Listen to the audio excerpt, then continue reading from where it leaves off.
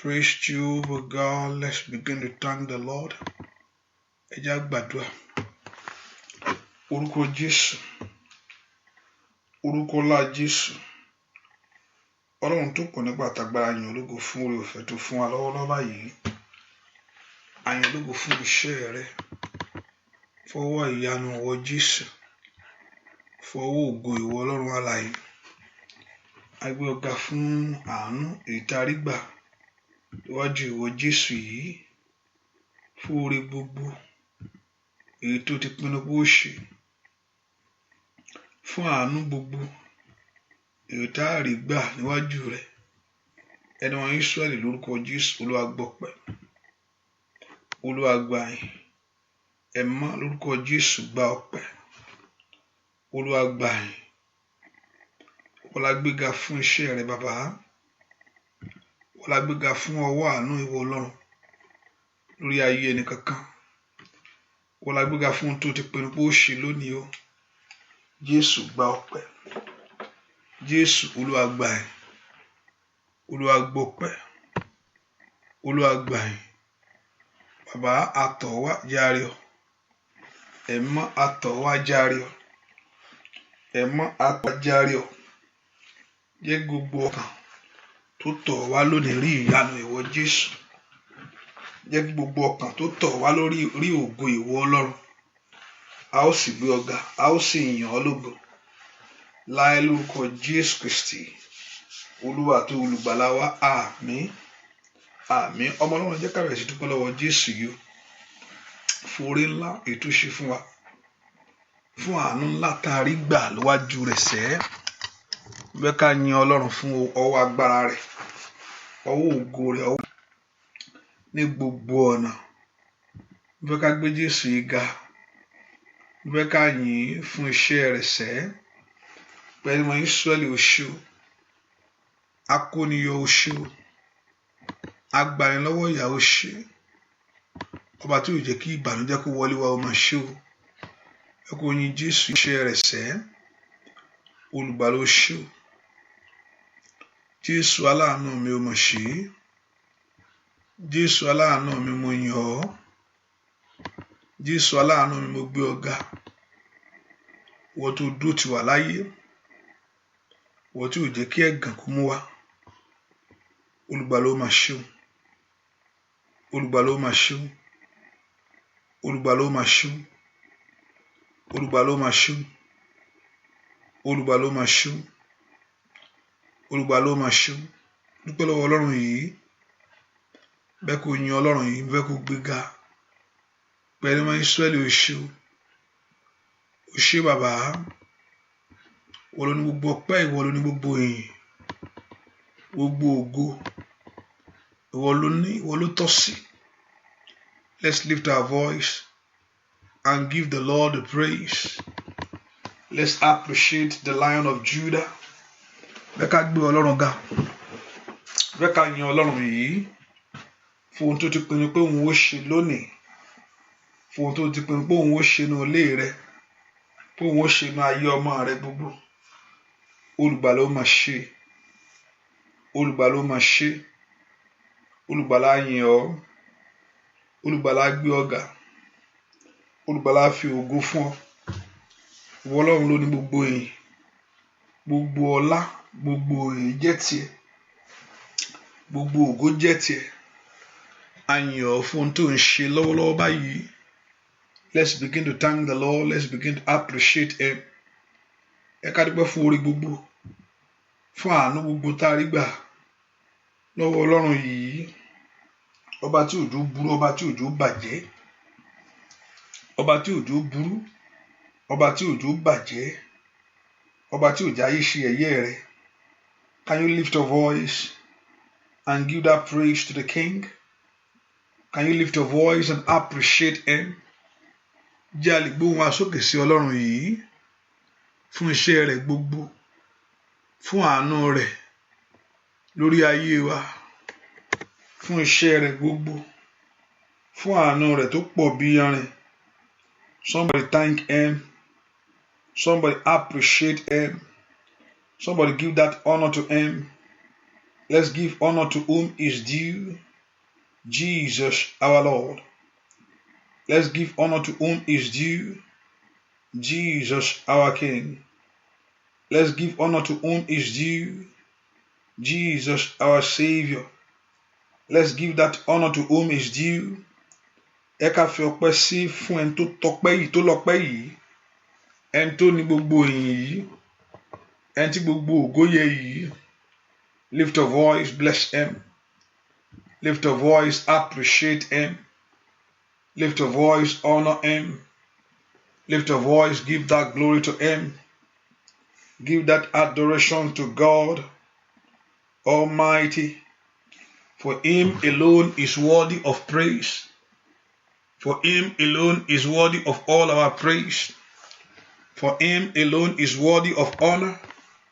Ọba tó tó bẹ́ẹ̀, Jésù ṣe o, Jésù mo yìn ọ́, ìwọ orísun ìyè mo gbé ọ ga, ìwọ orísun ògo mo gbé ọ ga, ìwọ orísun agbára a gbé ọ ga, ipá ńlá tó sọ ayé ró, Ọlọ́run ìmọ́lẹ̀. Thank him, give all the praise to him. Let's thank him, let's worship him. Dúpẹ́ lọ́wọ́ Ọlọ́run yìí, ọba tó tó bẹ́ẹ̀ tó ju bẹ́ẹ̀ lọ, ọba tó ju ọba lọ, ọba tó tó bẹ́ẹ̀ tó ju bẹ́ẹ̀ lọ, ọba tó ju ọba lọ. Give all that praise to him, give that honor to him. Fi ọpẹ́ fún Ọlọ́run yìí, fi ọpẹ́ fún Ọlọ́run, ẹ fi ọpẹ́ fún Olúwa, àwọn Olúwa o, nítorí àánú rẹ̀ dúró láéláé. Mo fẹ́ ká fi ọpẹ́ fún Olúwa, àwọn Olúwa, nítorí àánú rẹ̀ dúró láéláé. Mo fẹ́ ká dúpẹ́ lọ́wọ́ Ọlọ́run fún ìrìn àjò ayé rẹ. Thank the Lord for the journey of your life. Bí tọ́lọ́run bá dé báyìí, ẹ ká dúpẹ́ fún bí tọ́lọ́run bá ìrìn àjò náà dé.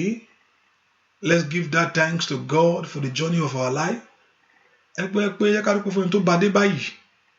Yóò mú dé èbúté ire tó dáa. Yóò mú dé èbúté yíyanjú. Dúpẹ́ lọ́wọ́ Ọlọ́run alààyè.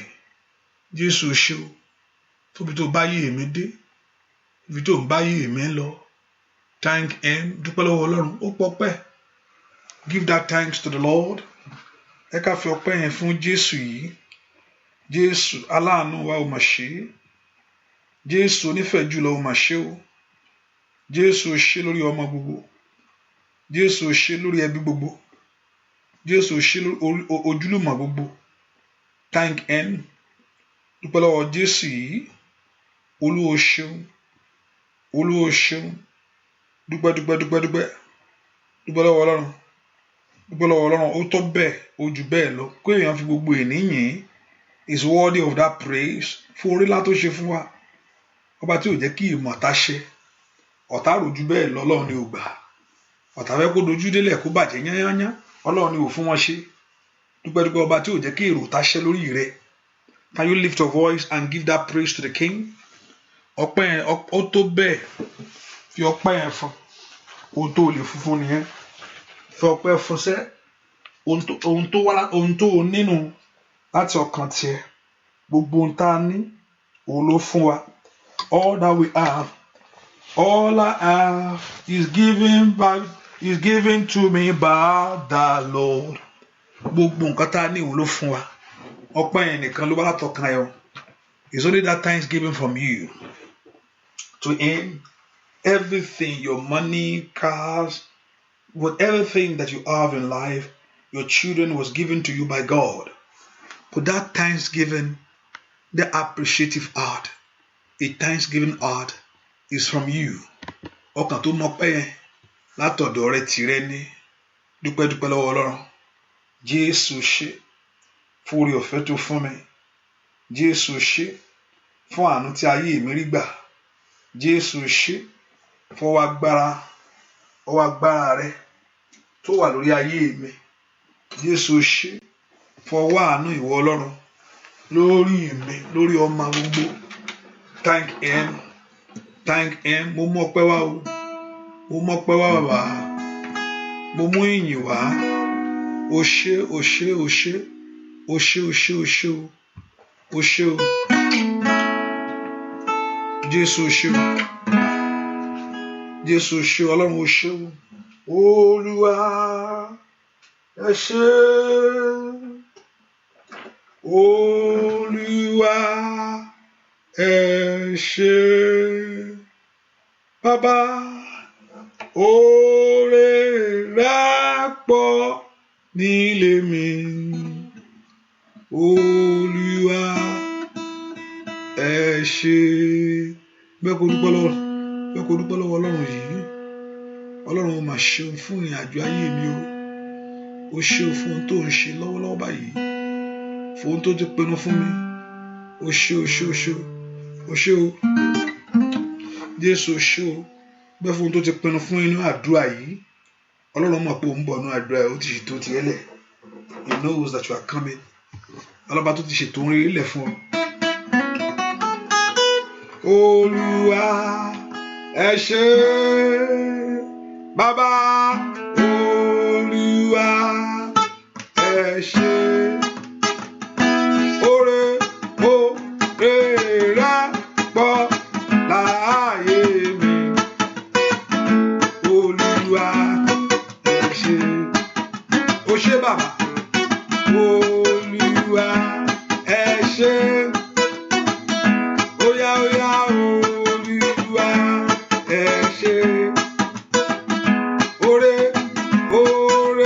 rẹ̀ pọ̀ láyé mi. Olúwa ẹ ṣé. Aláàánú rẹ̀ ni bàbá mi ní. Olórí ọ̀fẹ́ ńlá Jésù ó ṣé.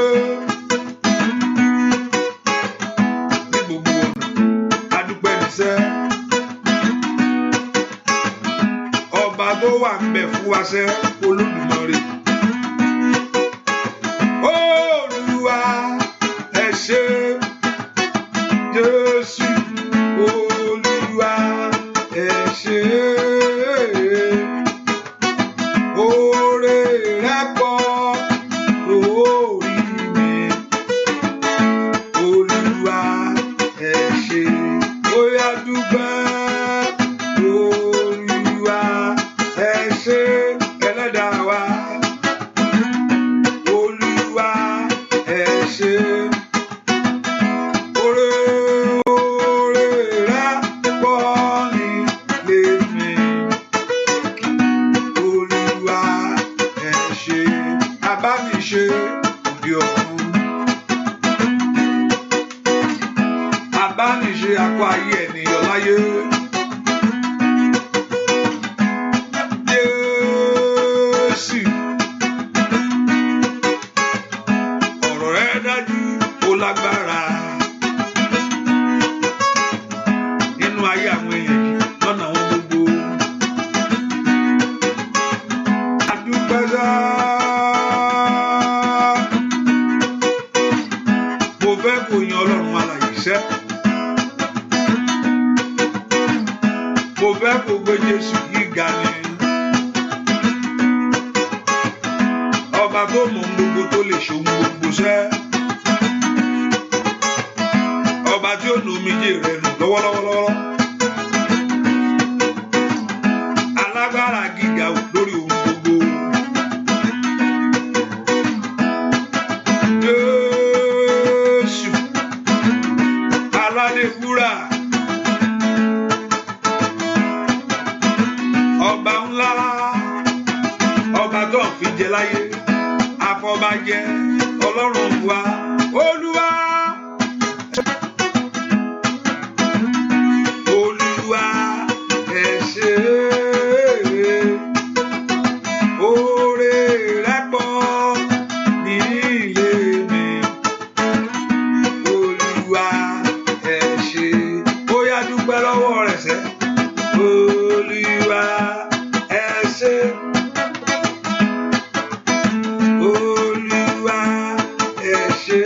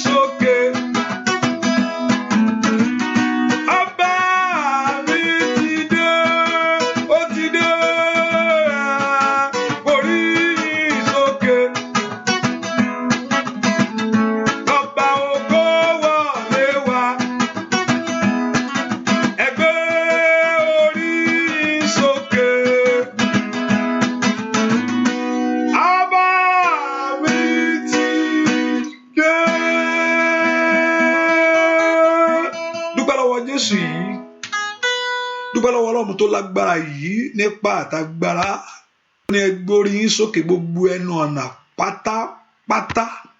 Thank him for his presence in your life. Dúpẹ́ pé orí ibi tó wà yẹn ó sì mọ gbogbo ohun tó fẹ́ sọ. Lift your voice and thank him. Jésù ṣé o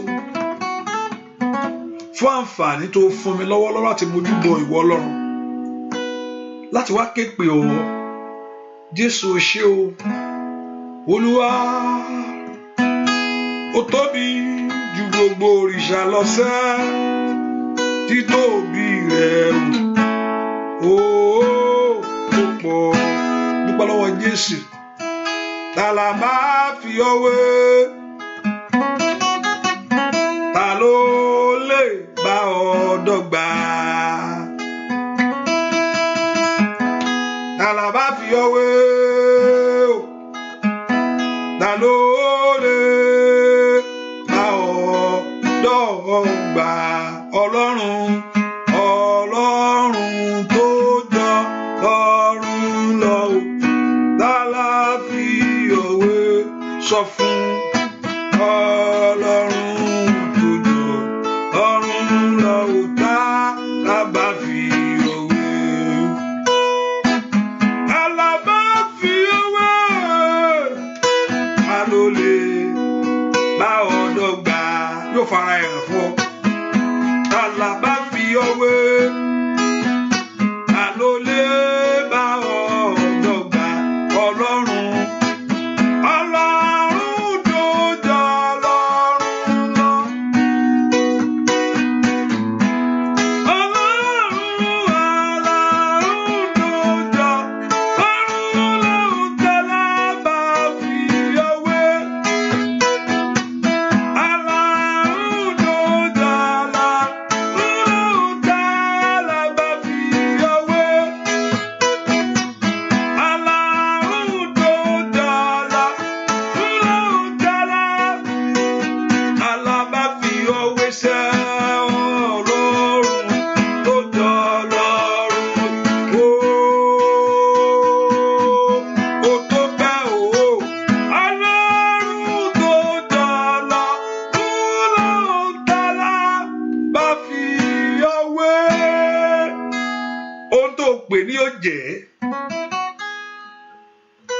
Ohun tó téèyàn bá pe Ọlọ́run ló máa jẹ́ o.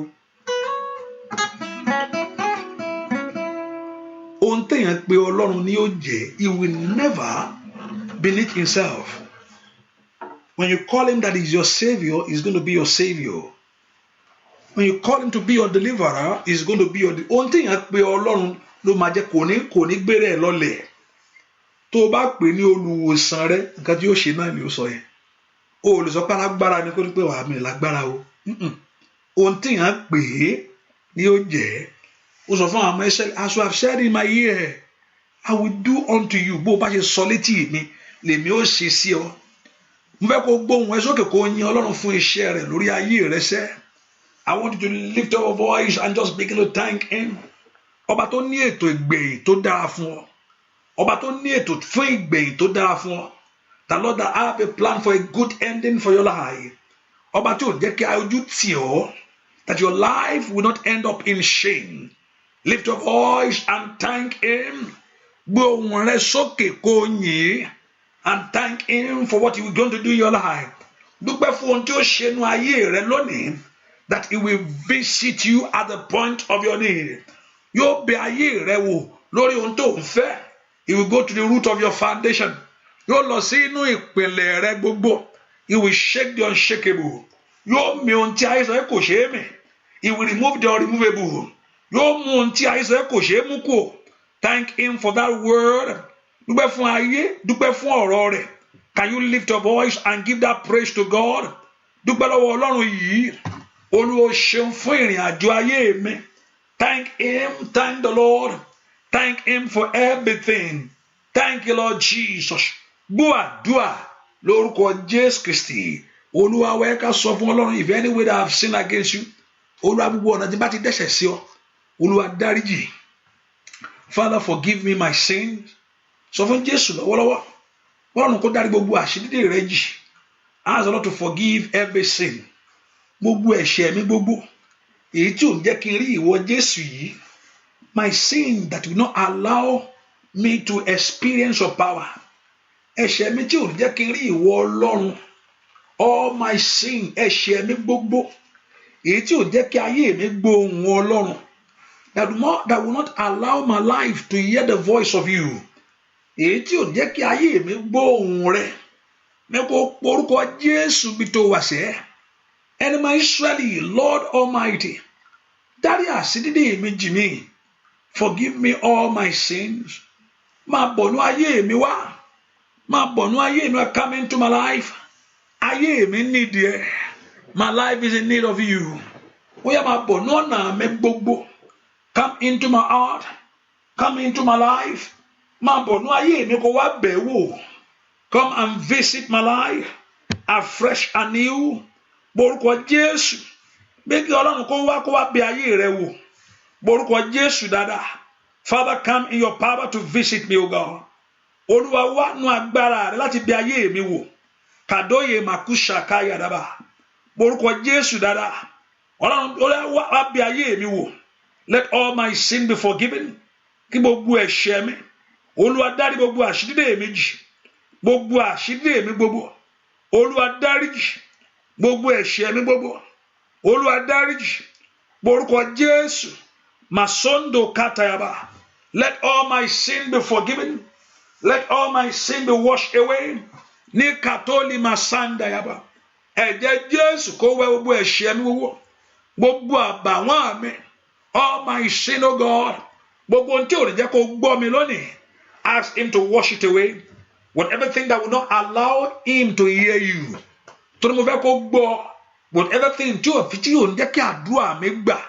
Whatever thing that can stand as hindrances and an obstacle before my way tonight.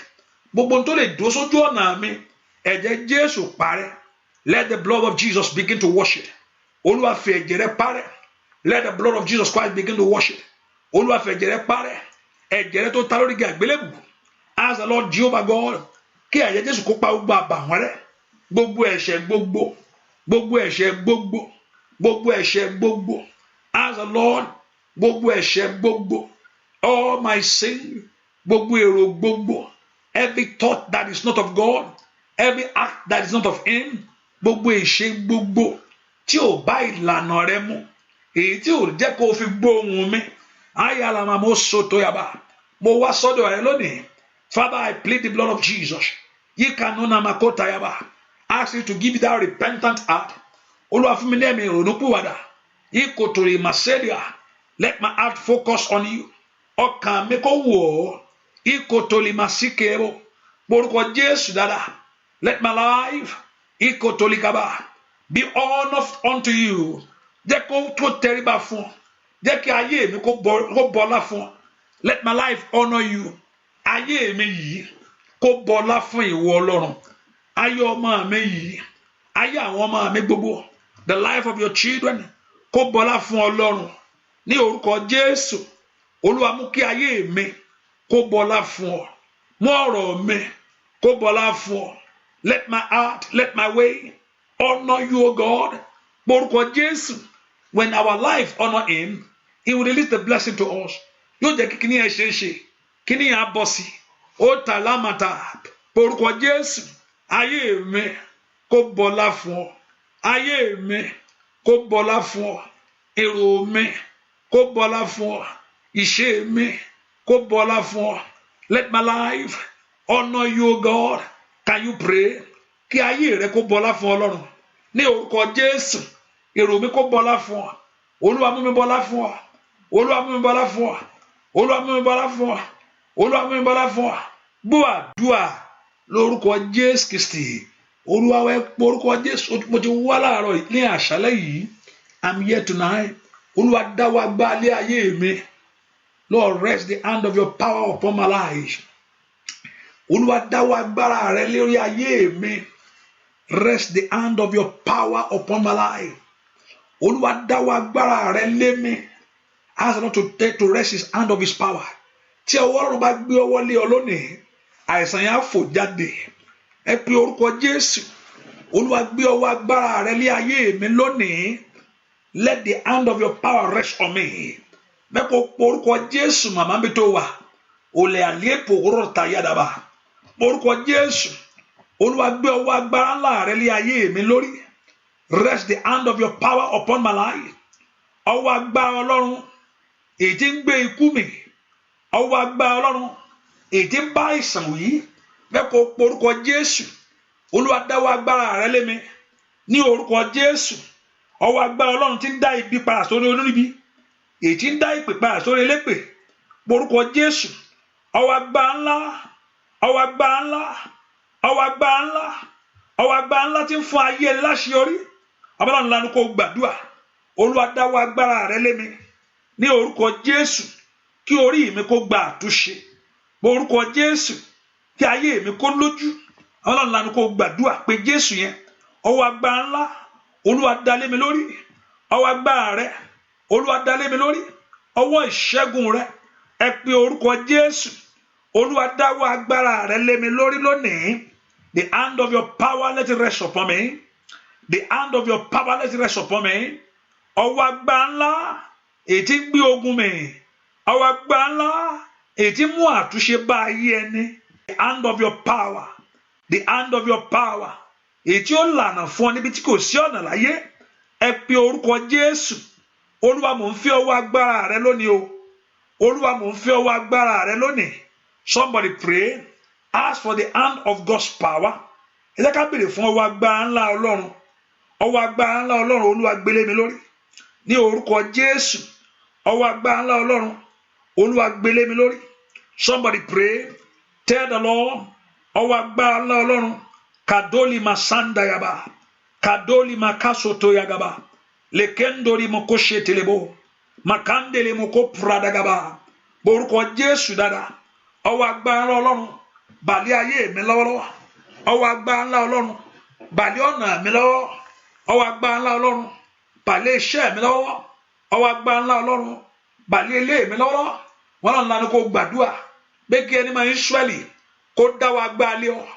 Olúwa dáwọ́ agbára lé mi. Olúwa dáwọ́ agbára lé mi. Olúwa dáwọ́ agbára lé mi. Ní orúkọ Jésù. Ask God to rest his hand of his power upon your life. Dáwọ́ agbára lé ọmọ mi.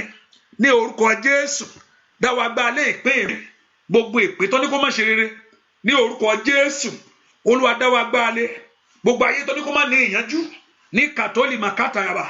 Olúwa dáwọ́ agbára lé mi. Ní orúkọ Jésù. Kí gbogbo ọ̀rọ̀ òdì kó tán lónìí. Kí gbogbo ọ̀rọ̀ èpè. Ní orúkọ Jésù.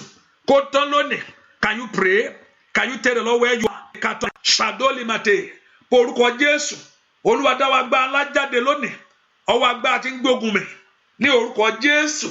Ọwọ́ agbára tí ń dé ìpè padà sórí orí bí. Ask the Lord for the hand of his power. Somebody pray.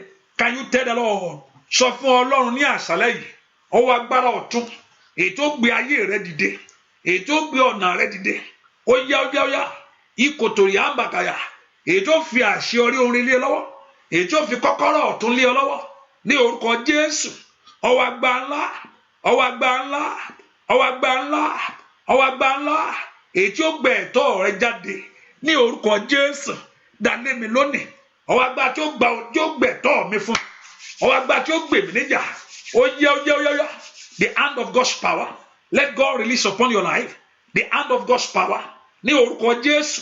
Ọwọ́ ìṣẹ́gun. Ọwọ́ ìṣẹ́gun. Ọwọ́ ìṣẹ́gun. Ọwọ́ ìṣẹ́gun. Ọwọ́ ìṣerere. Ọwọ́ ọ̀tún. Alalamakata. Orúkọ Jésù. Ẹni máa Ísírẹ́lì. Dáwọ́ agbára lé mi. Dáwọ́ agbára rẹ lé mi. Orúkọ Jésù. Màṣẹ tètè. Orúkọ Jésù. Ọwọ́ agbára ńlá. Dúà. Lórúkọ Jésù Kristi. Olúwa wa. Agbára ńlá o. Agbára tó ṣiṣẹ́ yanu wà nù Jésù. Agbára tó ṣiṣẹ́ yanu wà nù ẹ̀jẹ̀ rẹ̀ bàbá. Ó yá o. Agbára ńlá.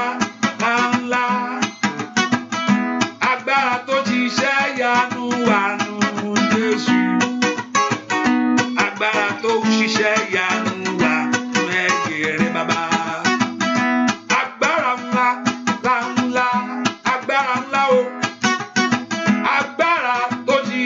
ìyanu wà nínú Jésù. Ó agbára tó ṣiṣẹ́ ìyanu wà nínú ẹ̀jẹ̀ rẹ̀ bá sọ fún un. Agbára ńlá ńlá ńlá ńlá. Ó agbára ńlá ńlá ńlá ńlá. Agbára tó ṣiṣẹ́ ìyanu wà nínú Jésù. Ó agbára tó ṣiṣẹ́ ìyanu wà nínú ẹ̀jẹ̀ rẹ̀ bàbá. Agbára Jésù, agbára ńlá ni. Agbára tó borí ogun gbogbo. Agbára Jésù. Agbára tó bẹnu ẹ̀jẹ̀ rẹ̀ bàbá mímọ́. Kò láyé wa fẹ́ rí lọ́wọ́lọ́wọ́ báyìí. Agbára náà la fẹ́ kó fara hàn. Agbára náà la fẹ́ kó já gbogbo ìdí gbogbo. Lórí ọmọ, lórí aya, lórí iṣẹ́, lórí ọ̀nà rẹ̀. Kábíyèsí, agbára ńlá ńlá ńlá ńlá. Agbára tó ṣiṣẹ́ ìyanu wà nínú Jésù.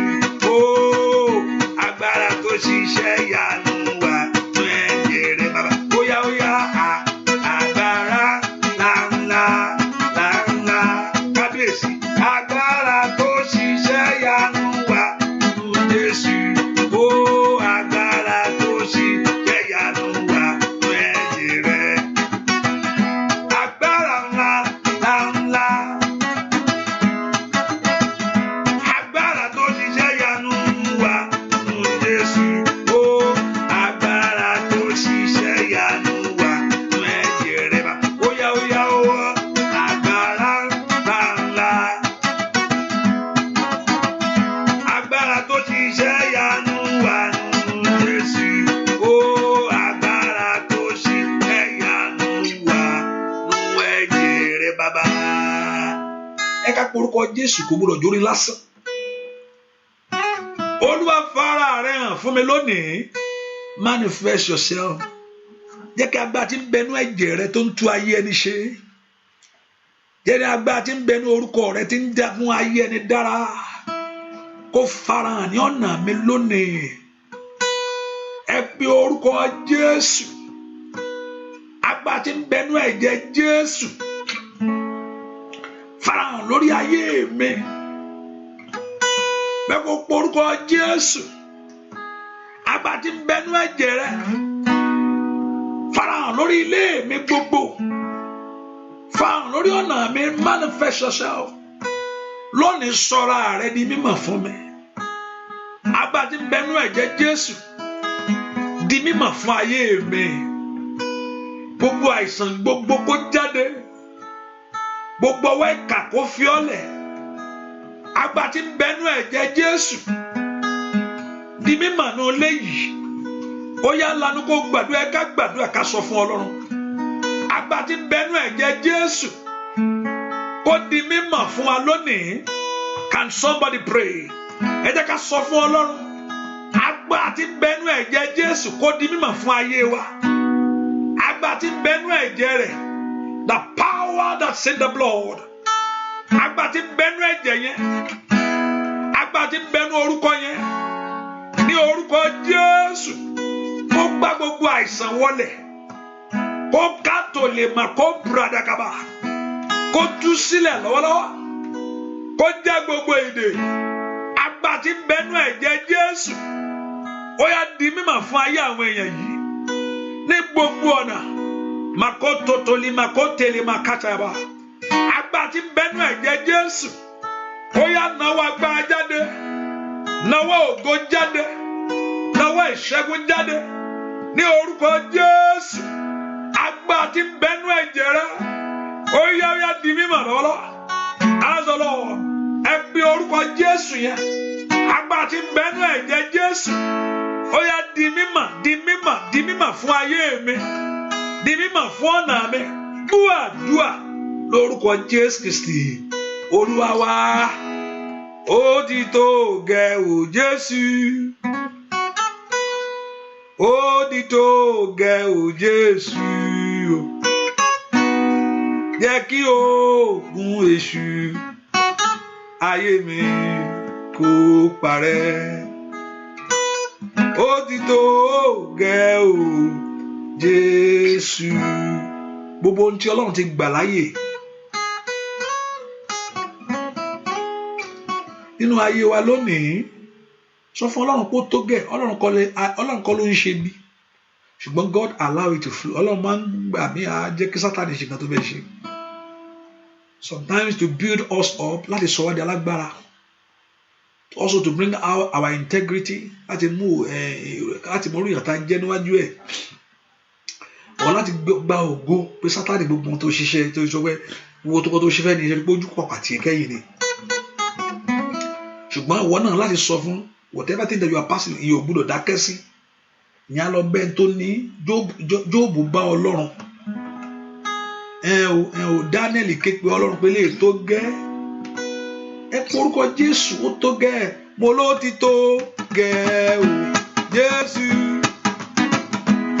Ló ti tó gẹ́ o Jésù. Jẹ́ kí ogun èṣù ayé mi kó parẹ́. Ó ti tó gẹ́ o Jésù. Sọ fún Ọlọ́run alààyè. Ó ti tó gẹ́ o Jésù. Ó ti tó gẹ́ o Jésù.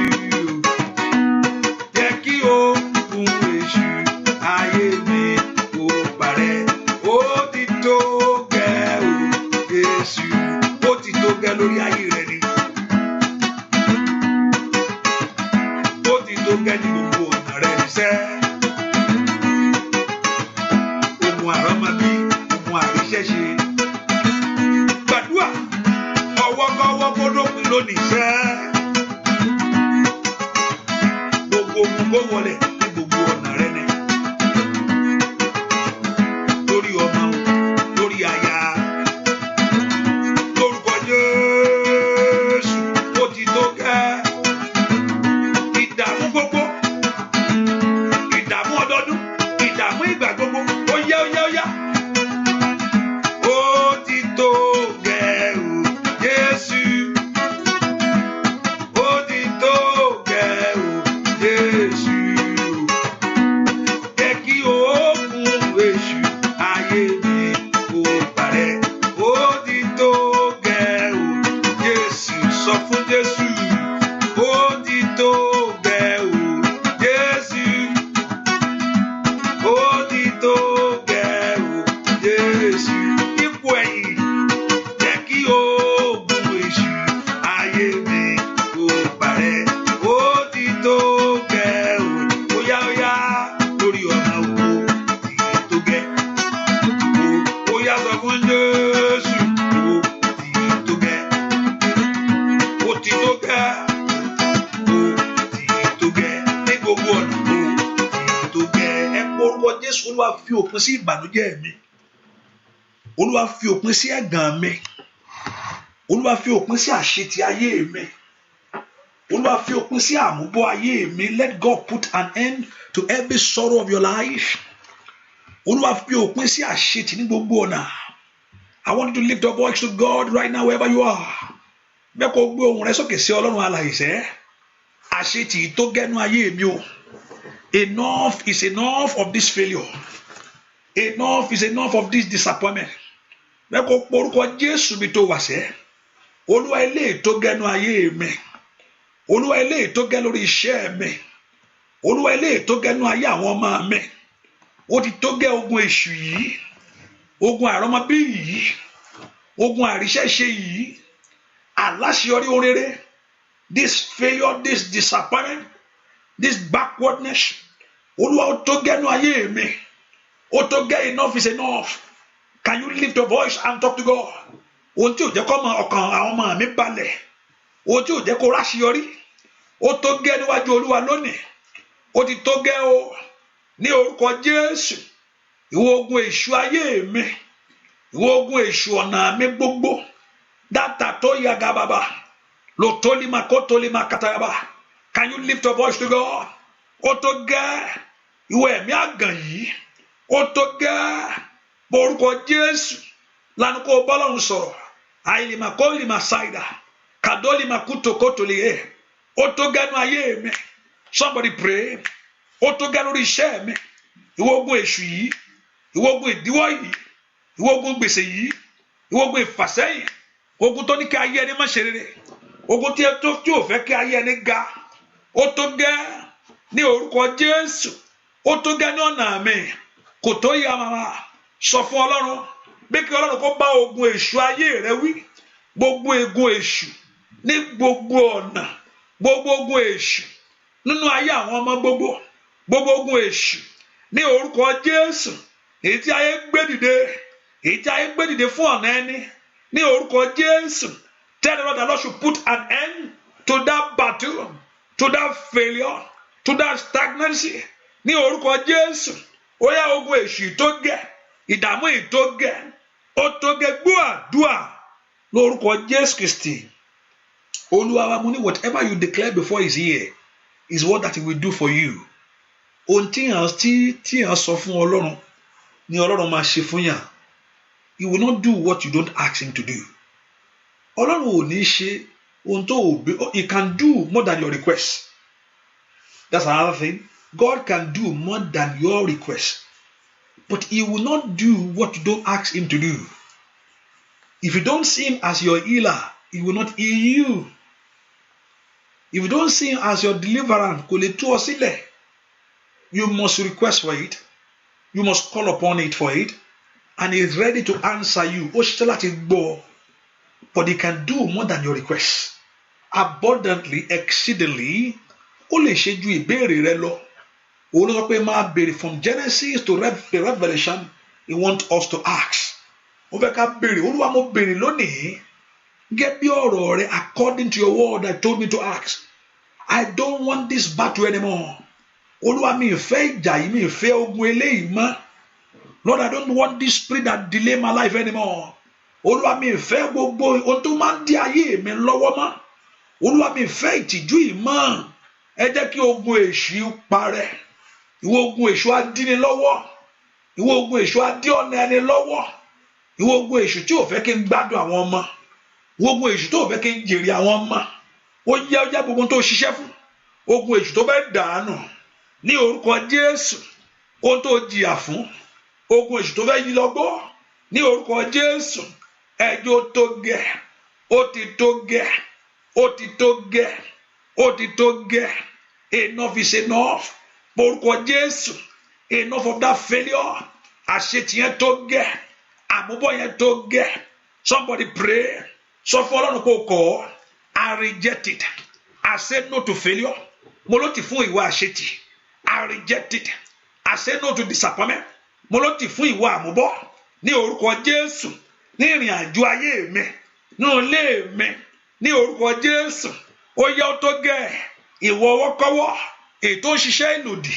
Lórí ọ̀rọ̀ mi. Lórí ìrìn ayé àwọn èèyàn yìí. Ní orúkọ Jésù. Gbogbo agbákágbára. Lé parọ́ pátá. Gbogbo agbára tó ní kó dàrú. Gbogbo agbára tó ní kó bàjẹ́. Gbogbo agbára tó ní kó má dàgbà. Ní orúkọ Jésù. Gbogbo agbára tó ní kó má pọ̀ sí. Ẹ sọ fún Ọlọ́run. Olúwa bá ipá náà wí. Olúwa bá agbára náà wí. Ní orúkọ Jésù. Ali Adolia. Kodali makopa rotaye. Sodomoko torikata. Ó yá bá agbára náà wí. Agbára tó dúró tiṣẹ́ rẹ. Agbára tó dúró tọ̀nà mi. Ogun aláyànlé. Ní orúkọ Jésù. Ní ogun elénìní. Ní orúkọ Jésù. Ó yá Olúwa bá ọ wí. Olúwa bá ọ wí. Olúwa bá ọ wí. Olúwa bá ọ wí. Olúwa bá ọ wí. Lórí ọ̀nà mi gbogbo. Olúwa bá ọ wí. The Lord rebuke you. Somebody pray. Sọ fún Ọlọ́run. Olúwa bá ọ wí. Olúwa bá ọ wí. Olúwa bá ọ wí. Nínú ilé yìí. Ní orúkọ Jésù. Lórí iṣẹ́ àwọn ọmọ mi. Olúwa bá ọ wí. Lẹ́kàtọ́lìà. Lẹ́kọ̀tọ́lìmàtọ́. Gbàdúrà sẹ́. Olúwa bá ọ wí. Ní orúkọ Jésù. Olúwa bá ọ wí. Màtótótó yaba. Ní orúkọ Jésù. Ní orúkọ the Lord rebuke you. Ó bá màlá ẹni tó dá ọ̀run ayé. Ó bá ọ wí. Olúwa bá ọ wí. Olúwa bá ọ wí dẹ̀yìn lẹ́yìn mi. Kó nu ilé mi. Gbọ́ àdúà.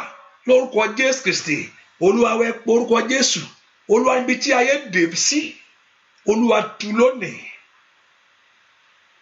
ibi tí ayé bá dè sí where they have tied it where they have bound it ibi tí ayé bá dè sí ẹ̀yin ogun ọ̀rọ̀ ẹ bá mi tú ní òní ask the Lord to lose it. He said, but the anointing yokes are broken.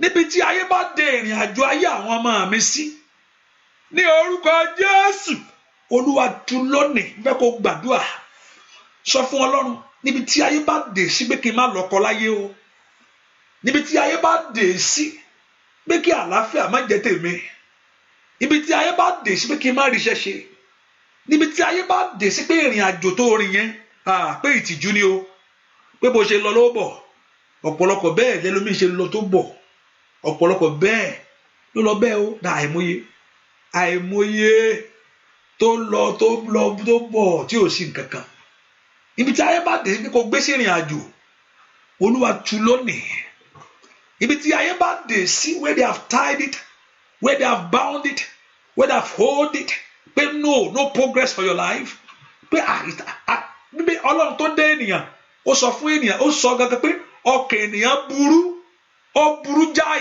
ẹni tó lè mọ ẹni tó dáa èèyàn ẹlòmíì ò kọ kíkú pé bó ṣe ń jìyà yẹn ó láìkẹ bẹ́ẹ̀ gbà ó sì ń dó síwájú ẹlòmíì gbogbo ìgbà tó sì ń kí ọ tó ń ṣe gbogbo ẹ̀ bẹ́ẹ̀ ni ẹ pé orúkọ Jésù níbi tí ayé bá dé ìrìn àjò ayé mi mọ́ òòlì àkàsàdà níbi tí ayé bá dé sí lórí ayé àwọn ọmọ mi gbogbo níbi tí ayé bá dé sí pé kó má gbádùn ikonu makota limakata yaba wele makusheke limakota yabo le frando tikebe kada porúkọ Jésù Olúwa tú lónìí Olúwa tú Olúwa tú Olúwa tú Olúwa tú Olúwa tú níbi tí ayé bá dè mọ́ kó má bímọ ní orúkọ Jésù pé kó má rọ̀ mọ́ bí pé kó má rọ̀ mọ́ gbẹ́jọ́ láyé Olúwa tú lónìí agbára ń bẹ lọ́wọ́ ìwọ lọ́rọ̀ agbára ń bẹ lọ́wọ́ ìwọ lọ́rọ̀ ní orúkọ Jésù ó yá agbára ń bẹ lọ́wọ́ Ọlọ́run bẹ́ẹ̀ kó gbàdúrà níbi tí ayé bá parí ẹ̀ sí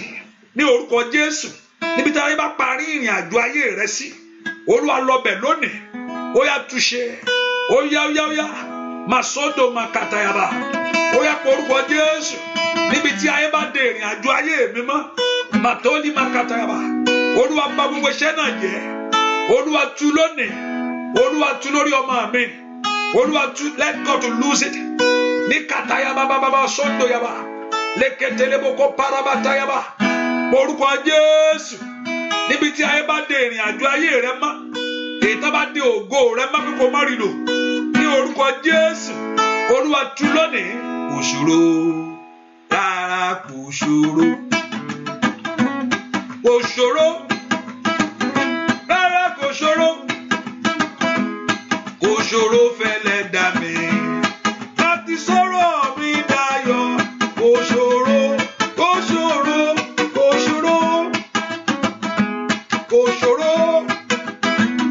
rárá kò ṣòro rárá kò ṣòro fẹ́lẹ́ dá mi láti sọ̀rọ̀ mi dayọ̀ kò ṣòro sọ fún Ọlọ́run kò ṣòro rárá kò ṣòro rárá kò ṣòro lẹ́lẹ́dà mi láti sọ̀rọ̀ mi dayọ̀ kò ṣòro sọ fún Ọlọ́run kò ṣòro rárá kò ṣòro rárá kò ṣòro lẹ́lẹ́dà mi láti sọ̀rọ̀ mi dayọ̀ kò ṣòro sọ fún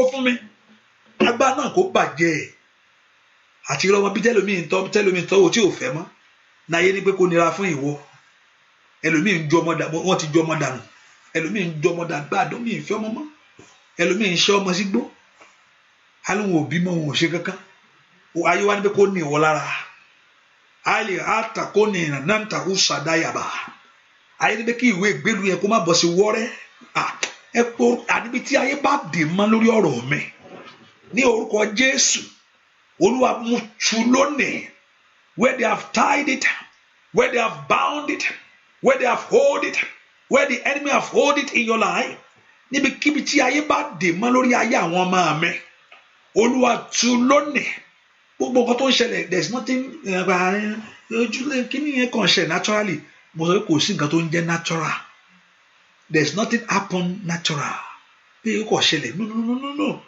there is a spiritual power that control the atmosphere kò sí nǹkan natural thing mo ní lock kò sí nǹkan tó jọ bẹ́ẹ̀ he order your step ní o ní lock kankan Ọlọ́run order step ẹni whether you give the glory to him or you don't give the glory to him he just order your step wọ́n fún mi mo kàn rí kí ni ẹ gbà gan yes òun ló fi fún ẹ ó ní kò sẹ́ni tó rohunkóhun gbà bí kò ṣe pé Ọlọ́run God is in control in the affairs of men he is in charge and he overlook everything even to the intent and the thought of your heart but fún èrò ọkàn rẹ gangan he knows everything he sees everything he is in charge of it all ẹ pé orúkọ Jésù bí tó wà sẹ́ àní bíbí tí ayé dè mọ́ where they have tied it where they have finished it ibi tó bá wọn ti parí iṣẹ́ ẹ̀ Olúwa kọjá lọ síbẹ̀ ìtúsílẹ̀ ìmọ̀ ń fẹ́ lọ́wọ́lọ́wọ́ fi ìṣẹ́gun rẹ hàn lórí ẹ̀ show your victory over it Olúwa fi ìṣẹ́gun rẹ hàn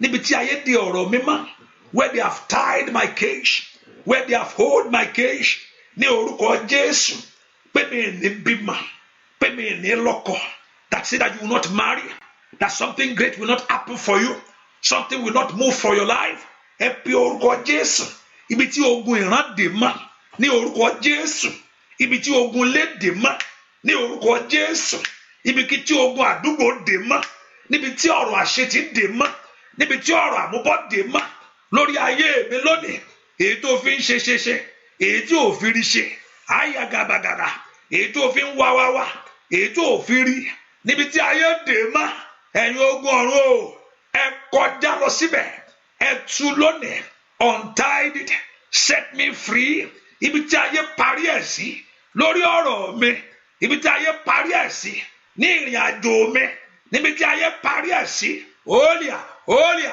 kòtòlì màkọ́bà sòdòmòkò tèlèmàkà thank you my daddy in Jesus name we pray there's somebody here 2019 ibi wọn tó ṣẹlẹ̀ ní ayé ẹni 2019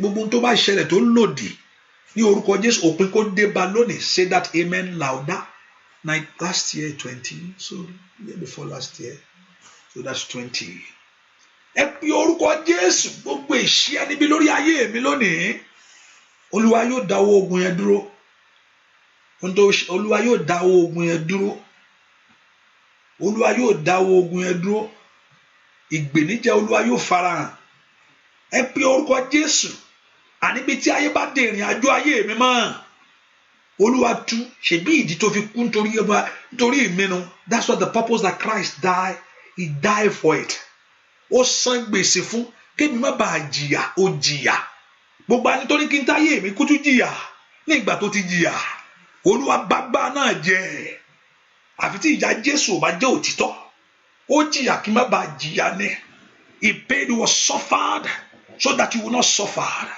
ó ìyà méjì ògùdù tó wá jẹ́ kó jẹ́ Ọlọ́run kó tún jẹ́ wọ́ ó di dandan kọ́ ó di èèwọ̀ níbi tí ayé bá di ògo mi mọ́ ìkàyàdà máa kó tòtò lè kàtẹ́ nínú ni máa kó fúradàgàbà níbi tí ayé bá gbé sí ní orúkọ Jésù níbi tí ayé bá dè mọ́ ìkànnì ọ̀nà màkàbà níbi tí ìjọba òkùnkùn dè mọ́ ní orúkọ Jésù ó tán sọ lórí ayé mi ní ìpàdé òkùnkùn ó yá kó di asán ọmọlọ́run lanu kó gbàdúrà orúkọ Jésù orúkọ Jésù orúkọ Jésù kó sọ fún Ọlọ́run níbi tí ayé bá dè mọ́ o ní orúkọ Jésù gbogbo ogun tó lówó ò ní ṣẹ́ yìí, gbogbo ogun tó lówó ò ní jẹ́ ń lọ yìí, alágbára kára tó lówó ò ní gbà yìí, ní orúkọ Jésù.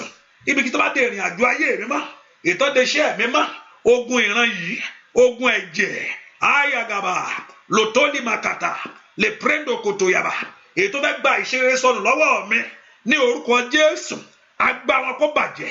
Níbi tó bá dé ògo mọ́, ògo ọmọ mọ́, àṣeyọrí ọmọ mọ́, ní orúkọ Jésù, Olúwa tú lónìí, Olúwa tú lónìí, Olúwa tú lónìí, Olúwa tú lónìí, Olúwa tú lónìí, Olúwa tú lónìí, Olúwa bàjẹ́. Ask the Lord to untie, ask the Lord to release you, ní orúkọ Jésù. Mo wá fún ìwòsàn ni, Olúwa wò mí sàn. Mo wá fún ìtúsílẹ̀ lórí ẹ̀ ni, Olúwa tú mi sílẹ̀. Mo fẹ́ kó ṣí mi nínú ni, lórí ẹ̀ ni. Open my womb, somebody pray. Ẹ gbé àṣeyọrí ìlémílémi lọ́wọ́, ní orúkọ Jésù. Ó yá gbogbo ẹ̀mí kẹ́mi, ẹ gbọ́ ọ̀rọ̀ Olúwa. Ó yá yọ̀ǹda, ní orúkọ Jésù. Jésù san gbèsè, ẹ yọ̀ǹda, ní orúkọ Jésù. Jésù tún kí lórí àgbélébùú, màkọ́ni màkọ́ paraba. Gbogbo agbá tó ń fi àjà ayé àwọn èèyàn yìí, ní orúkọ Jésù. Gbogbo ogun apọ́nilójú, àfi àjà ayé ẹni, agbé ayé ẹni sọ́lẹ̀, àmú ayé ẹni mọ́ṣẹ́ rere, ní orúkọ Jésù. Ìwà agbára kágbára yìí, mo ní Jésù, ó san gbèsè wọn, ó ní àmàkọ́tà yàbá, ó yá, ẹ̀jẹ̀ Jésù, àti fi ra ayé wọn padà, lòkó ní màkàtà. Ìwọ ogun ìdíwọ́, gbọ́ ọ̀rọ̀ Olúwa, ìwọ ogun ìdènà, gbọ́ ọ̀rọ̀ Olúwa, ó yá parẹ́, dúà, lórúkọ Jésù Kristi. Olúwa wá orúkọ ogun yìí ń wọlẹ̀ nínú ayé mi. Tógun ò bá ṣẹ́ kò sí bí èèyàn ṣe lè dìde o, ẹ gbàgbé ẹ̀. Ìdí tógun láti ṣẹ́ nìyẹn. Tógun ò bá ṣẹ́ kò sí bí èèyàn ṣe lè dìde. Dáfídì ò dìde àgbà tógun fẹ́ Sọ́ọ̀lù ṣẹ́ mọ́. Ó dandan gbogbo ṣẹ́. Tógun ò bá ṣẹ́ kò sí ìyanu o, kò sí nǹkan kan o. Jésù ti ṣẹ́gun, ìwọ ni kó wọnú ìṣẹ́gun náà lọ. Àní mo wọnú ìṣẹ́gun Jésù lọ lónìí. I enter into that victory of Jesus Christ. Ìwọ ogun adènà dé ayé ẹni, that battle that always hinders your life. Ìwọ ogun amú ìtìjú bá ayé ẹni. Ìwọ ogun tí ò jẹ́ kó ṣẹlẹ̀, tí tó ń ṣẹlẹ̀ fún àwọn èèyàn, tí ò jẹ́ kó ṣẹlẹ̀ fún ìwọ, ó jẹ́ pé tiẹ̀ ló yàtọ̀. Yàrá yàrá máa kó sa Ọlọ́run kọ́ o. Tẹ kọ́kọ́ mú yẹn kó pé Ọlọ́run ni kò jẹ́ kí n márì, Ọlọ́run ni kò jẹ́ kí n bímọ, Ọlọ́run ni kò jẹ́ kí n níwèé. Ṣé Bíbélì sọ bẹ́ẹ̀? Bíbélì ò sọ bẹ́ẹ̀. Sátánì ní gbógun ti ayé ẹni tí ò fẹ́ kí yàn ṣe rere. Ó fẹ́ kó ẹ gbé gbogbo àmọ́ Ọlọ́run wọ̀. Put on the whole armor of God. Ẹ pe orúkọ Jésù. Ìwọ ogun yìí padà lẹ́yìn mi. Olúwa bá ọ wí. Olúwa bá ọ wí. The Lord rebuke you. Ìṣeré mi farahàn. Let there be manifestation of my goodness. Let there be manifestation of my fulfillment. Ìwọ ìṣeré ọmọ mi farahàn. Ìwọ ogun àtẹ̀lé ayé ẹni kiri. Ìwọ ogun abáyé ẹni rìnrìn àjò. Ìwọ ogun tí ò fẹ́ kí ìyanu ṣẹlẹ̀. Ìwọ ogun tí ò fẹ́ kí n fi ayé gbé ìrọ̀rùn gbé ayé. Ìwọ ogun tí ò fẹ́ kí ògo dìde. Ìwọ ogun tí ò fẹ́ kí ìmọ́lẹ̀ tàn ní ọ̀nà mi gbogbo. Olúwa bá ọ wí ní orúkọ Jésù. Olúwa bá ọ wí ní orúkọ Jésù. Olúwa ogun ẹ̀jẹ̀, ìwọ ogun ẹ̀jẹ̀, ìwọ ogun ẹ̀jẹ̀, ìwọ ogun ìran ní orúkọ Jésù. Ìwọ ogun ìran, àìlè àtàlíà, olè àkóṣadé, kònùmùkó pàdàdàdà. Olúwa bá ìwọ ogun ìran ìwí, ìwọ ogun ìran yìí nínú ayé ẹni yìí. Olúwa bá wí gbọ́ àdúrà lórúkọ Jésù Kristi. Olúwa wá ẹnìkan wà nínú àdúrà yìí lọ́kàn rẹ. Even though you are not, I will not say you are not exposed to your family. You are not much around that family setting. Ẹnìkan wà nínú àdúrà yìí. Bá, like you can say, inú ọkàn yẹn, ẹ lè sọ pé bóyá I don't grow up with the family. I don't even know much of the family. Me baby she, and that's what you are exposed to, and that's how you are brought up. You are not, but ogun ìran jà ọ́. Even though you don't even go on that very side, on the family side at all. Ṣùgbọ́n ogun ìran sì ń jà ọ́. I'm talking to somebody right now. Mo ń bẹ́ nìkan sọ̀rọ̀ ni o. Tí ẹ wà expose sí ẹ tí wọ́n lè sọ pé tí ẹ rìn bèbè. Ṣùgbọ́n ogun tó ń jà ogun ìran rèé. Mo gbàdúrà ogun ìran ajá yé ẹni. ogun pé eléyìí ò ní lọ ìkàtàyà màkóso ogun àfìdí ẹni gúnlẹ̀ sójú kan ogun tó fìdí ẹ gúnlẹ̀ yìí ogun ìran yìí ní orúkọ Olúwa tó sátọ̀ ní orúkọ Jésù ó yá gba ìtúsílẹ̀ àmín ilẹ̀ àgádò mọ̀kó sàdó nàdẹ́lìà mo gbàdúrà lọ́wọ́lọ́wọ́ yìí ogun ìran tí ń já ayé ẹni yìí tó ní kó fìdí ayé ẹni gúnlẹ̀ sójú kan pé ibi tó jókòó sí rè ẹgbẹ́ ó kọjá ẹni ẹgbẹ́ yóò máa kọjá your mate will leave you behind matoli makotoli masandaya ande toto moko sandala bakora mo pàṣẹ fún ìgbédìde rẹ lọ́wọ́lọ́wọ́ báyìí ní orúkọ Jésù aikatoli makaparo satelia mo pàṣẹ fún ìgbédìde rẹ lọ́wọ́lọ́wọ́ báyìí hadana otakota for you to rise up ikatoli makofrado kapa where they have left you behind ibi tó ti fi ẹ́ sẹ́yìn pé ẹ̀yìn ló jókòó sí ẹ̀yìn ló wà ipò ẹ̀yìn láyé rẹ pé ojú kan yìí ló máa wà sí o ní orúkọ Jésù lọ́wọ́ ogun ìran yìí ìtúsílẹ̀ rẹ kó fara àmín ṣebí ìdí yìí ni ọmọ Ọlọ́run ṣe kú mo fẹ́ kí gbogbo yẹn sọ bẹ́ẹ̀ àyà màmú sàtà mo fẹ́ kó fi gbàládùá mo fẹ́ kó sọ fún Jésù lọ́wọ́lọ́wọ́ yìí ṣebí ìdí èyí ni ìwọ Jésù ṣe kú pé kí n má bàa ṣe àìsàn say because of this the Son of God paid the price for me on the cross of Calvary so I will not be delayed. I will not sick. I will not really, my life will not be in disappointment. I will not be barren. Ẹ bí orúkọ Jésù ṣe bí ìdí èyí because of this Christ paid the price. Ní ọmọ Ọlọ́run ṣe kú kójú má bàa tì mí. Ó yá kò gbúdọ̀ já sásán. Ó yá di mímọ̀ fún ayé mi. Somebody pray. Kó di mímọ̀ fún iṣẹ́ rẹ̀. Ṣe bí ìdí èyí ní ọmọ Ọlọ́run ṣe kú kójú má bàa tì ayé àwọn èèyàn yìí.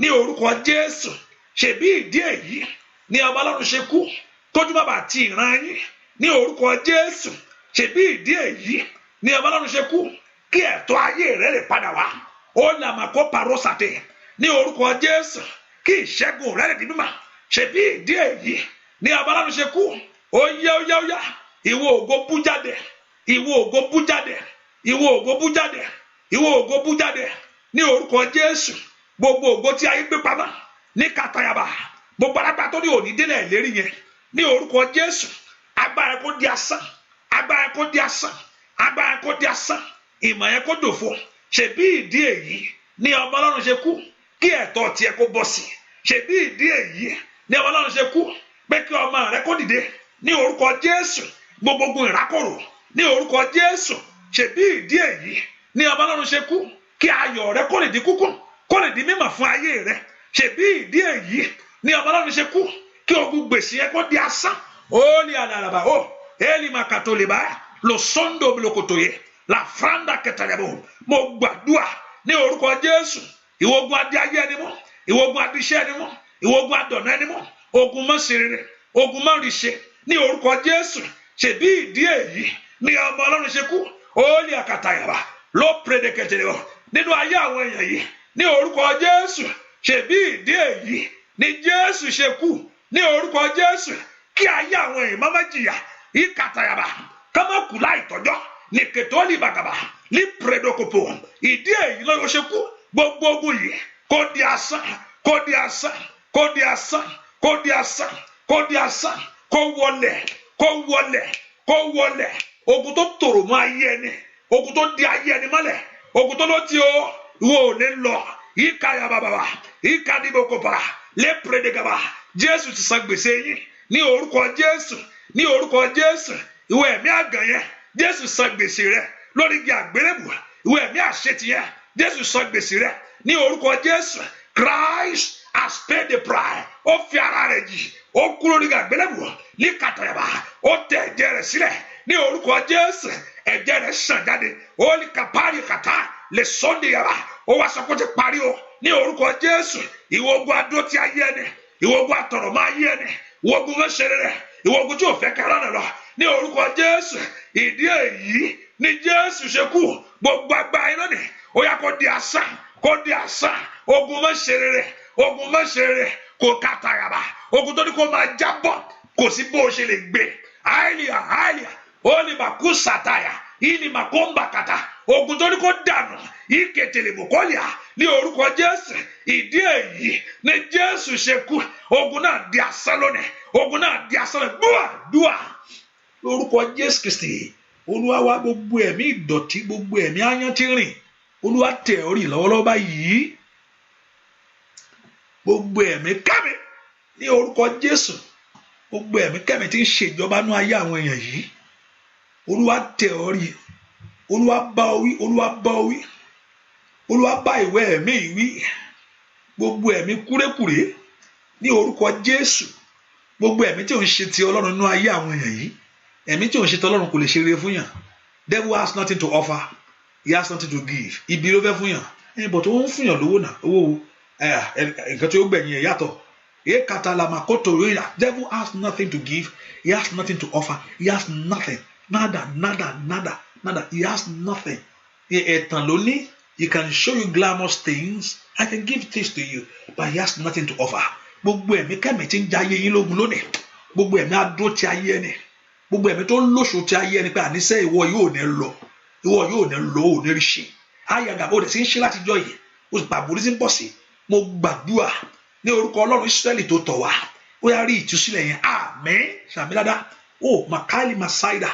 Ní orúkọ Ọlọ́run Ísírẹ́lì tẹ̀ tọ̀ wá. The God of Israel that you seek his face. The God of Israel that you look unto him. Ní orúkọ Ọlọ́run Ísírẹ́lì tẹ̀ tọ̀ wá.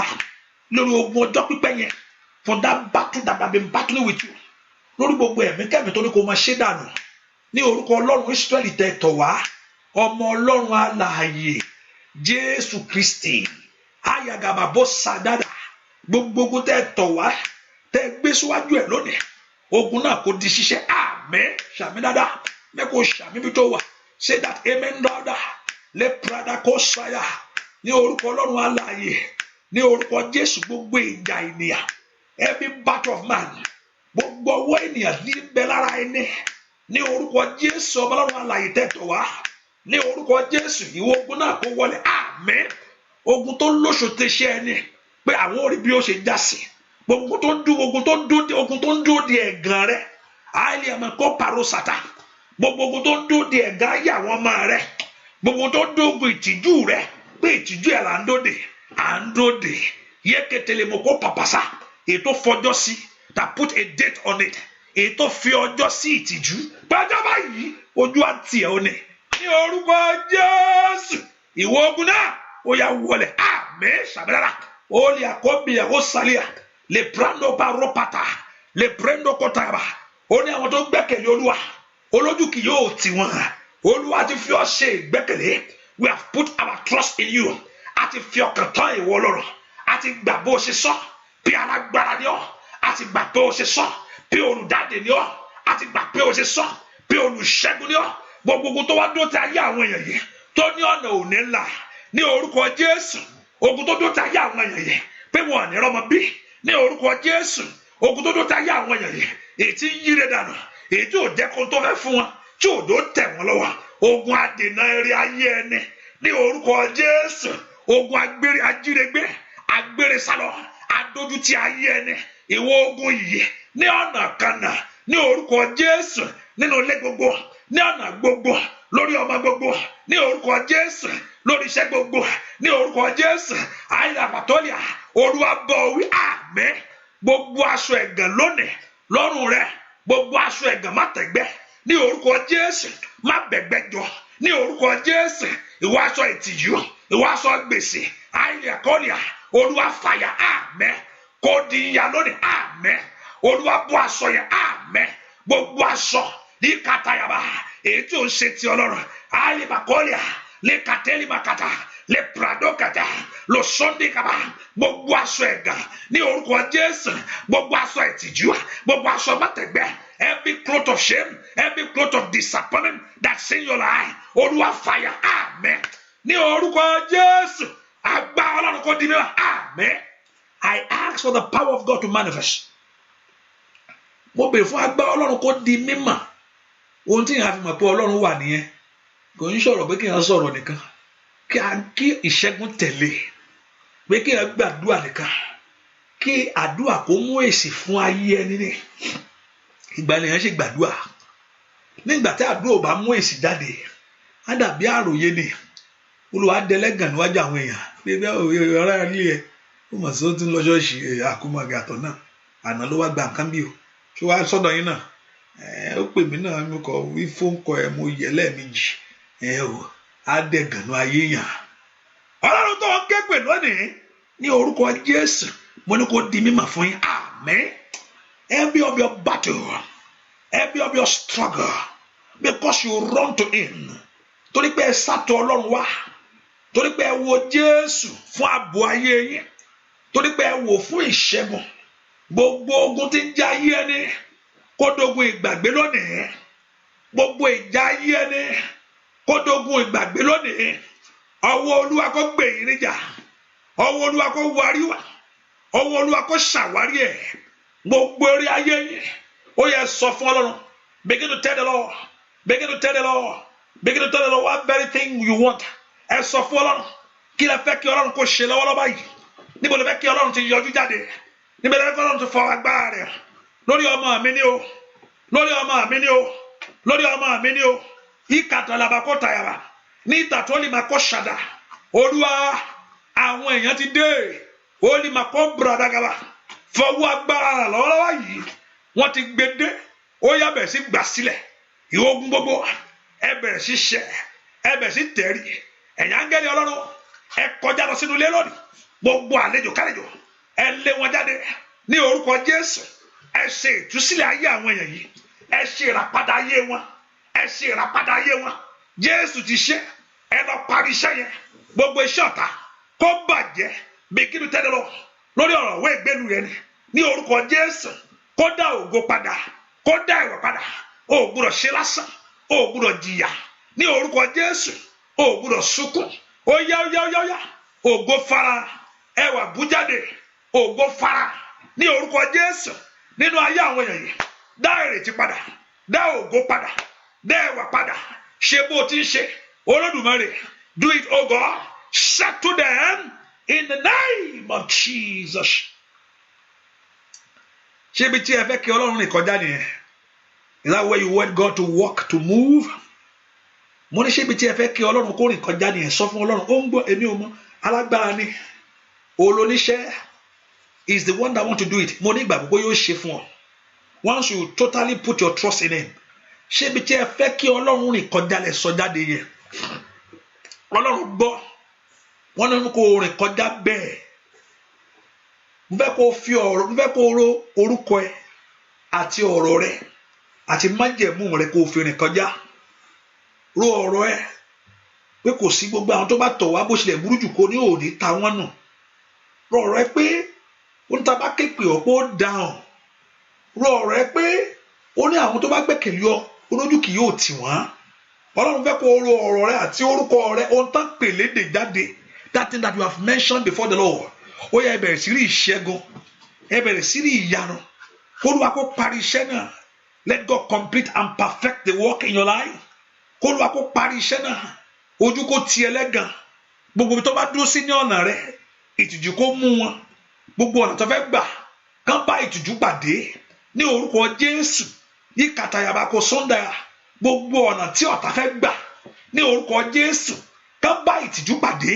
Lórí ọ̀rọ̀ ọmọ ní kàtàlàbàkàtà aya ni ọkọ ni ilé ní lẹ́nu iṣẹ́ yẹn ìrìn àjò ni in any way that enemy want to come kán bá ìtìjú pàdé ìtìjú kó jẹ́ tiwọn o kí ògo kó jẹ́ ti Ọlọ́run ìtìjú kó jẹ́ ti ọ̀tá kí ògo kó jẹ́ ti Ọlọ́run gbogbo ẹni tó wọ́ ọmọ ní orúkọ Jésù ó yá kó Olúwa kó ṣí inú let God open your womb ní orúkọ Jésù ìyanu yẹn kó ṣẹlẹ̀ ìyanu yẹn kó ṣẹlẹ̀ ìyanu yẹn kó ṣẹlẹ̀ ní orúkọ Jésù.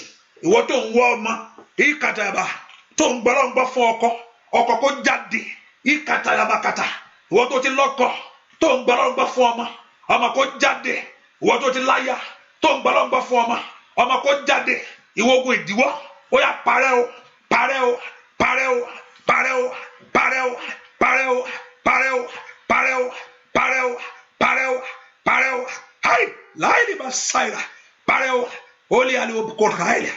Haile mastaile kolia, staile kaulia, ní orúkọ Jésù, ìwọ ogun yẹn parẹ́, ní orúkọ Jésù, ìwọ ogun yẹn parẹ́, ìwọ ogun yẹn dógún ìgbàgbé, gbọ́ àdúrà lórúkọ Jésù Kristi Olúwa, àmín.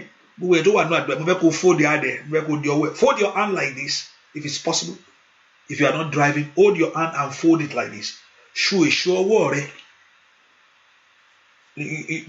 can you see me di ọwọ́ rẹ báyìí hold your hand like this with tie don't worry just hold it except if you are driving please hold that steering very well and hold it tight hallelujah ṣùgbọ́n ìwọ tó o bá drive kàn di ọwọ́ rẹ bí ẹ pé o lu èṣù ọwọ́ báyìí and gbogbo ohun tí ayé kó sí ọ lọ́wọ́ èyí tó ń gbé kiri tó ọwọ́ rẹ dìrọ̀ mọ́ and when I pray this prayer I want you to lose that hand kó tú ọwọ́ yẹn sílẹ̀ gbogbo ohun tí ayé gbé sí ọ lọ́wọ́ pápátá tó ń gbé kiri yẹn tó ń fi sínú ọwọ́ yẹn mo pa ní àṣẹ ní orúkọ Jésù Kristi lórúkọ Jésù kó jáde ìtúsílẹ̀ kó dé bá ọwọ́ yẹn agbẹ́ Ọlọ́run kó kọjá lọ sínú ọwọ́ yẹn lónìí o gbogbo whatever thing that's in your hand that enemy have fold into your hand ètò di tó tọwọ́ rẹ dì mọ́ lórúkọ Jésù kó jábọ́ sílẹ̀ lẹ̀ kó kò ní ọwọ́ yẹn release that hand lose it bó o ṣe túlẹ̀ kó jábọ́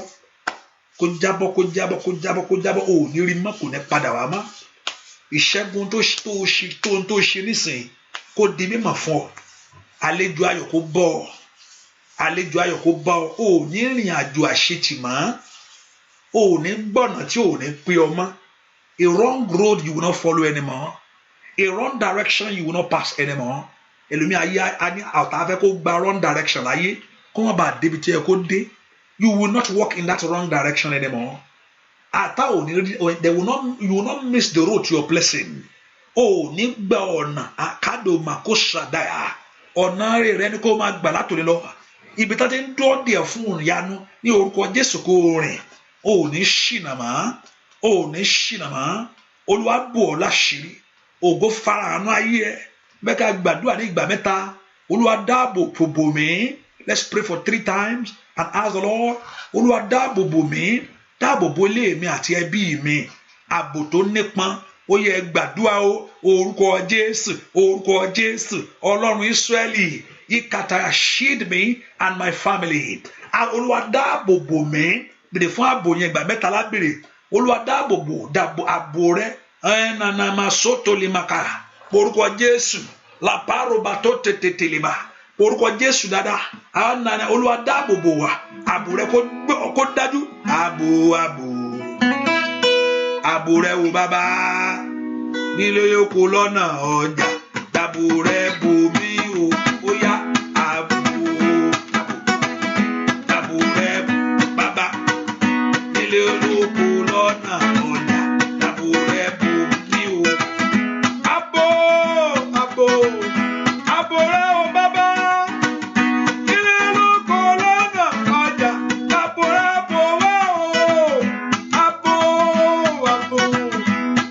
rẹ o bàbá nílé oko lọ́nà ọjà ààbò rẹ bò wá o orúkọ Jésù ní ìgbà kejì Olúwa ààbò rẹ tó nípọn tó gbòòrò your shield let it cover our life Olúwa dáàbò bò mí Olúwa dáàbò bò ilé mi ó ní tó fi ń gbàdúrà o mọ ọ̀pọ̀lọpọ̀ à ń gbàdúrà ní mọ̀dí tá fi ń gbàdúrà ṣé ni tí mo fi ń gbàdúrà rè ẹ ò mọ̀dí tó fi ń gbàdúrà yẹn orúkọ Jésù Olúwa dáàbò bò mí dáàbò bò ilé mi ibi mọ́jọ wọlé wá ìkànnàmà kó pàpà sòtólìà orúkọ Jésù dáàbò bò mí ààbò rẹ tó nípọn o ààbò rẹ tó gbòòrò your shield o God ìkànnàmà kó para dáàbò ilé mi sàmìyèsí gbogbo àwọn ẹbí mi lára ní orúkọ Jésù kò rí bẹ́ẹ̀ gbọ́ àdúrà lórúkọ Jésù Olúwa wa ní ìgbà kẹta Olúwa dáàbò bo gbogbo tí mo ní gbogbo tó yí mi ká ní orúkọ Jésù gbogbo àwọn tó wà lókèrè gbogbo àwọn tó wà nítòsí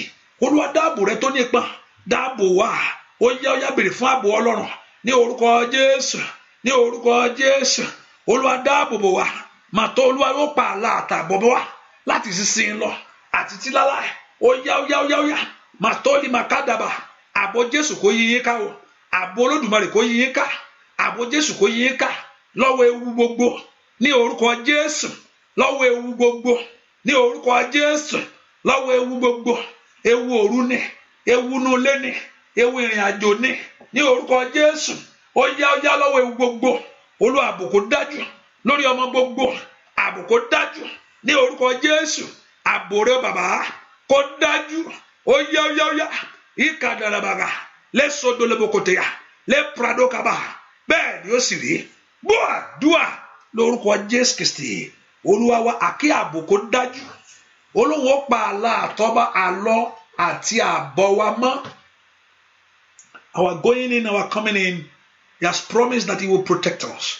Ààbò yẹn kó dájú o. Gbogbo ìṣẹ̀lẹ̀ bí lórúkọ Jésù kó di asán lónìí. Gbogbo ọ̀nà gbogbo tẹ́ ó rìn, gbogbo ibi tẹ́ gbà, gbogbo ibi tẹ́ lọ, ààbò Jésù kó dájú. Ààbò Jésù kó yí yín ká. Àmì má fọwọ́ kàn, àmì mọ̀ kò ṣeé wojú. Yíká yàbá ó sàtà, kọ́lọ́run kó fèsì yín lára. Àmì yín kó yí yín ká. Gbogbo ẹni tẹ́ wọ́n máa gba ọmọ yín, receive your baby. No more delay, no more deny. Go, oya mo pa ní àṣẹ, oya ẹ lọ lóyún. Àwọn wọ́n ọmọ ni o. Lórúkọ Jésù gbogbo ẹni tó ń wọ́ ọmọ, ẹ lọ lóyún, ẹ lọ bímọ. Mo pa ní àṣẹ ní orúkọ Jésù. Gbogbo ẹni tó ń wá ọmọ, ẹ lọ lóyún. Ẹ tó ń wá ọmọ tó lọ́kọ, ẹ lọ lóyún. Lórúkọ Jésù kẹ́ ẹ lọ bímọ. Ìwọ tó ti lóyún bí wẹ́rẹ́ kò ní dòkú. Mo pa ní àṣẹ ní orúkọ Jésù. No matter who you are, no matter the age, mo kò sọ àtọ́ pé ọkàn rẹ pè fún ọmọ láyé. Ní orúkọ Jésù ó yẹ ẹ lọ lóyún, ẹ lọ bímọ. Lórúkọ Jésù ìyanu yẹn kó ṣẹlẹ̀ ní wẹ́rẹ́ ni. Ìyanu yẹn kó àgọ́ ara yín kó gba ìyanu yìí. Yẹ́lì máa kó bẹ̀rẹ̀ kàtólíàdà. Inú rẹ kó gba ìyanu yìí. Receive it. Gbogbo tó ti occupy inú yẹn kó jáde. Lórúkọ Jésù gbogbo tó ti gbà yín bẹ̀ yẹn tí ò jẹ́ kí ìyanu yẹn ṣe. Ó yá já gbogbo ẹ̀mí kẹ́mí. Gbogbo ẹ̀mí kẹ́mí, gbogbo ẹ̀mí àjèjì. Every strange spirit kó jáde nínú yẹn. Ó yá lọ lóyún. Lọ lóyún. Lọ bímọ. Ní orúkọ Jésù gbogbo ẹni tó ń wá ọmọ. Every barren woman seeking the face of God. Ẹ lọ lóyún. Ẹ lọ bímọ. Kọ́mọ yín kó yè. Thank you, my daddy. Olúwa yóò fún owó gan tó lérò gan orí ọ̀fẹ́ dájú. Amen. Hallelujah. Pastor àṣìrò ṣùgbọ́n ó ṣẹlẹ̀. Bẹ́ẹ̀ni. Hallelujah. Hallelujah. Yóò sì yanjú. Yóò sì rí láyé. Bẹ́ẹ̀ ni yóò sì rí láyé lórúkọ Jésù Kristi. Olúwa wa. Ọlọ́run yóò fi ọwọ́ ọ̀tún fà ọ́ dìde. Ẹ̀gàn rẹ yóò sì dópin. Ọlọ́run yóò fi ọwọ́ ọ̀tún fà ọ́ dìde. Ẹ̀gàn rẹ yóò dópin. Ọlọ́run yóò fi ọwọ́ ọ̀tún fà ọ́ dìde. Ẹ̀gàn rẹ yóò dópin. Ọlọ́run yóò fi ọwọ́ ọ̀tún fà ọ́ dìde. Ẹ̀gàn rẹ ó ti dópin o. Bẹ́ẹ̀ ni ó sì rí láì lórúkọ Jésù Kristi Olúwa wa. Àmín. Mi gbọ́. Àmín. Àmín lórúkọ Jésù Kristi. Hallelujah. Praise the Lord. Let us put in mind by God's grace. And tonight is Tuesday. But I'll, 12:31. Let's see how it works. Sometimes I say Tuesday night is not part of the prayer. Wednesday morning is not part of the prayer. But if there's grace for it, I'll be back by 12:31 a.m. 12:31. If there's grace for it. So Pastor, Tuesday, no, it's not part of the actual day of prayer. No. But I say sometimes I do come. But let's see if there's grace for it. I would back. And also I told us about our fasting that is coming. Colosse. We're going to do that once a week. A council, no food for 1 day in a week. So I will announce to us. I think maybe next month. I think. And so that's one or jokan. You will not eat till the next day. So now another second week. We do that all the week in the day. So we pray, just settle your mind. So I will let us know when we're going to do that. And the Lord your God will do great things for you In Jesus' name. And also make sure you just share it, be a blessing by sharing this, telling others. And also in any area that you are being a blessing, the work of God. Mo gbàdúrà kí Ọlọ́run kó gbàdúrà fún yín. Oore ọ̀fẹ́ kó dájú ní ayé yín. Ìyanu kó ṣẹlẹ̀. Olúwa kó súre fún ọ̀nà yín. Thank you, my Father.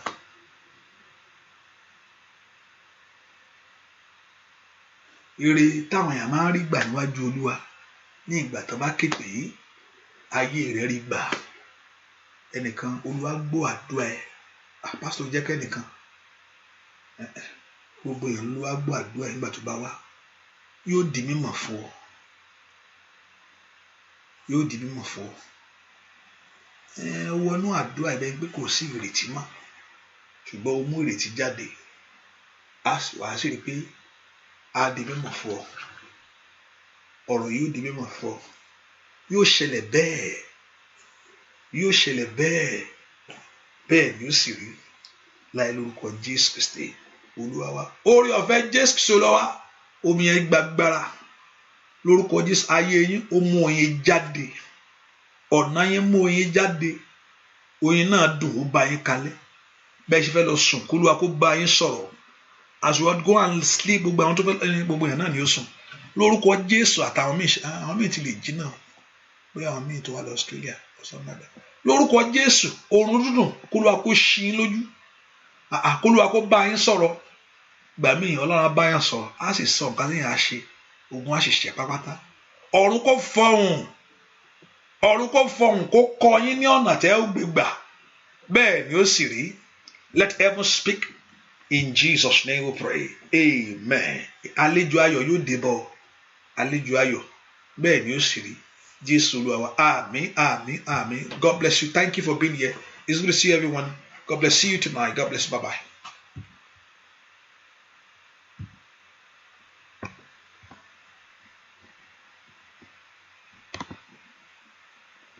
Olúwa ń gbàdúrà.